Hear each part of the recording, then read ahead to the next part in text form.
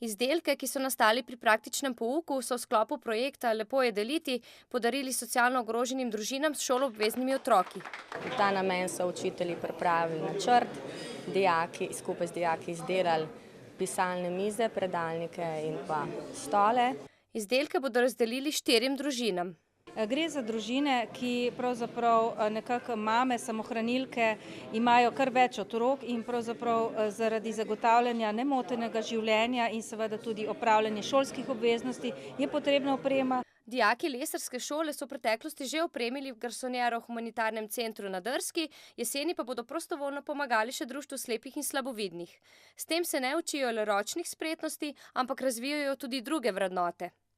Se pravi medsebojna pomoč, komunikacija, mogoče dijaki spoznajo, ko vidijo družine, kje živijo, drugačne občutke doživljajo ob tem in je to potem precej drugače.